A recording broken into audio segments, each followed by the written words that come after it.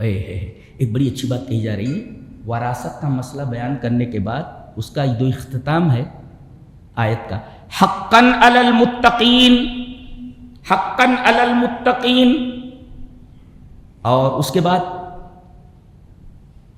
آخر میں کہا گیا غفور الرحیم، مغفرت کا تذکرہ کیا گیا.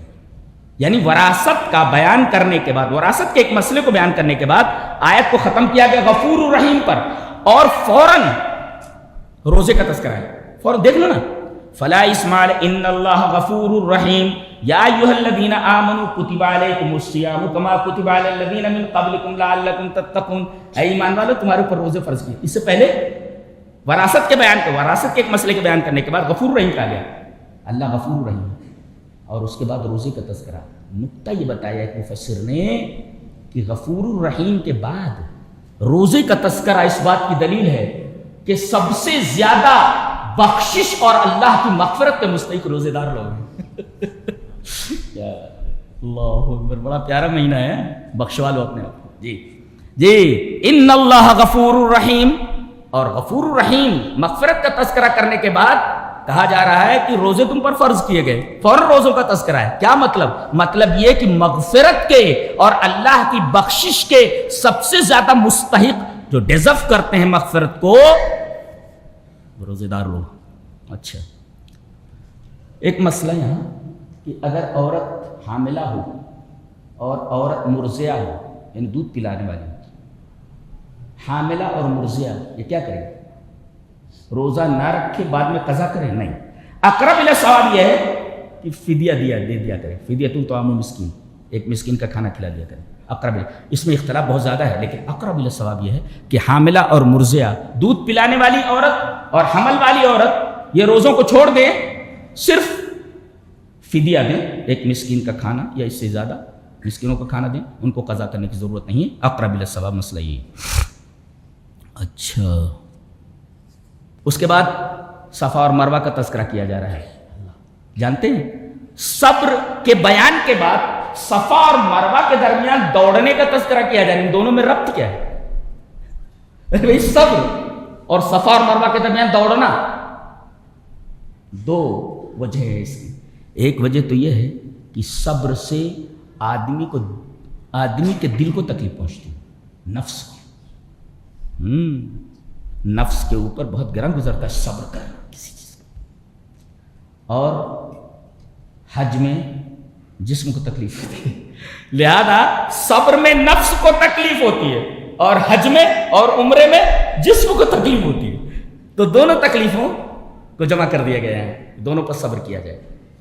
اور ایک مطلب اور بھی ہے، کہا کہ صابرین کو خوشخبری دے دو. صابر کہتے کس کو؟ پریکٹیکل. ایک ہے اورل بتا دینا. استاذ ہوتا ہے کہ بھئی اورل بتاتا ہے 1/2 + 1/4 کتنا ہوا، چلو نیچے جو وہ ہے عدد اس کا LCM نکال لو اور اس طریقے سے عمل کر لو، ہو گیا. آپ اس کے بعد بورڈ پر سمجھاتا ہے لکھ کر کے، اس طرح لائک دس، ایسے سمجھاتا ہے، یہ دیکھو اس کو حل کیا. اب صبر کو اورل بتانے کے بعد اللہ تبارک تعالیٰ پریکٹیکل دکھا رہا ہے کہ صبر اگر دیکھنا ہو کہ صبر کہتے کس کو ہیں تو صفا اور مروہ کو دیکھ لو. یہاں پر اللہ کی ایک بندی ہاجرہ اپنے بچے کو پانی پلانے کے لیے دوڑی تھی بے قراری، جس کا شوہر یہاں بے آب ہو گیا، میدان میں اسے چھوڑ کر چلا گیا. وہ جا رہے ہیں تو کہہ رہی کہاں جا رہے ہیں؟ اس بچے کو چھوڑ کر کے، مجھے چھوڑ کر، یہاں تو کچھ ہے ہی نہیں. وہ پیچھے مڑ کر دیکھ بھی نہیں رہے ہیں، حدیث کے الفاظ دیکھ نہیں رہے پیچھے. کہہ رہے ہیں اللہ کا حکم ہے. بولے اللہ کا حکم. حضرت حجر نے کہا تو اللہ ہمیں ضائع نہیں کرے گا. یہ نبی کی بیوی ہے اور یہ ایک صحابی کی بیوی ہے، حضرت ام سلیم، جن کا واقعہ بھی بیان کیا گیا. ان الصفا والمروہ من شعائر اللہ. کمال کی کتاب ہے، نہیں کائنات میں ایسی کتاب موجود نہیں. کیا بیان کیا جائے، کیا چھوڑا جائے، حیرت انگیز کتاب ہے، حیرت انگیز کتاب. کہتے ہیں کہ کچھ چیزیں حرام ہیں، مردار حرام ہے، مر گیا، خون حرام ہے، سور کا گوشت حرام ہے، اور جو غیر اللہ کے نام منسوب ہو جائے. یہ بی بی فاطمہ کی صحنت بڑے پیر کا مرغا ہے، سید احمد کبیر کی گائے ہے،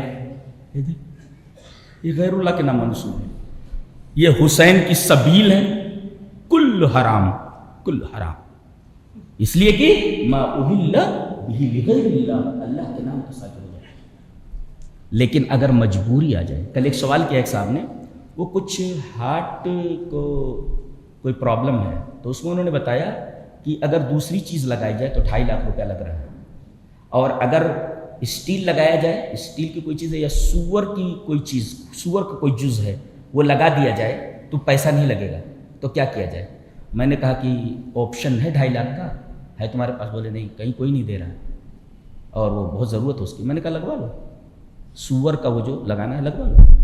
کہا کہ دلیل؟ میں نے یہ دلیل دی، فَمَنِ اسْتُرَّ غَيْرَ بَاغٍ وَلَا عَادٍ، یہ ساری چیزیں حرام ہیں، سور کا گوشت بھی حرام ہے، لیکن اگر اضطرار ہو تو مجبوری ہو کہ اس کے علاوہ کوئی آپشن نہ ہو تو ضرورت کے تحت ہی وہ چیز استعمال کی جائے، ضرورت سے زیادہ نہیں، فنش۔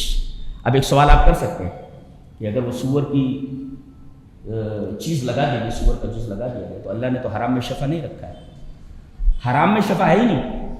اس کا جواب ابن حزم دیا کہ یہ چیزیں حرام تو ہیں لیکن مجبوری میں یہ چیزیں حلال ہو گئی، اب حلال میں شفا ہے ہی۔ ہمارے علماء بھی کیا جواب دیتے، اللہ آگے، وَلَكُمْ فِي الْقِصَاصِ حَيَاةٌ يَا أُولِي الْأَلْبَابِ لَعَلَّكُمْ تَتَّقُونَ، یہاں پر کرمنل لا بیان کیا جا رہا ہے، کرمنل لا، کہ اگر آدمی کسی کو قتل کر دے تو اس کو بدلے میں قتل کر دیا جائے، قتل کر دیا جائے۔ بہت واویلا مچ رہا ہے پوری دنیا میں، ارے مسلمانوں کے قوانین اتنے سخت ہیں، کوئی آدمی قتل کر دے تو اس کو قتل کر دیا جائے، یہ تو وحشیانہ قانون ہے۔ قرآن حکیم کہہ رہا ہے کہ وَلَكُمْ فِي الْقِصَاصِ حَيَاةٌ، اگر قصاص لے لیا جائے تو ایک آدمی کو اگر ایک آدمی کے بدلے میں قتل کر دیا جائے اور لوگوں کو یہ معلوم ہو کہ یہ سزا ہے اس کی، تو کسی کو قتل کرنے کے لیے کوئی قاتل 100 بار سوچے گا ڈر کے مارے کہ میرے ساتھ وہی ہونے والا ہے۔ تو اس میں تو زندگی ہے نا دوسروں کے لیے جی۔ قصاص میں اچھا عقل بھی یہ کہتی ہے کہ قصاص لیا جانا چاہیے، اس لیے کہ ایک چور ہے، سارے لوگ پریشان ہیں اس سے، ہر گھر میں گھس جا رہا ہے، چوری کر لے رہا ہے، اب اس کا ہاتھ کاٹ دیا گیا تو ہاتھ جو کٹا ہے یہ اس کے لیے شر ہے، لیکن جن کے گھر میں چوری کرتا تھا ان کے لیے تو خیر ہے نا، ان کے لیے تو خیر ہے، ان کے لیے خیر۔ اور کہا گیا یہ زندگی ہے قصاص میں، کن کے لیے؟ یا اولی الالباب، لب کہتے ہیں بھیجے کو، بھیجے کو، یعنی ان لوگوں کو یہ بات سمجھ میں آئے گی کہ قصاص میں زندگی ہے جن کی کھوپڑی میں وہ سفید چیز ہے جس کو بھیجا کہا جاتا ہے۔ گویا کہ قصاص کے اوپر اعتراض کرنے والوں کو اس کھوپڑی میں بھیجا نہیں، تو قرآن حکیم یا اولی الالباب بولتا ہے کہ عقل والے یہ سمجھ سکتے کہ قصاص کے اندر، بدلے کے اندر حیات ہے، زندگی۔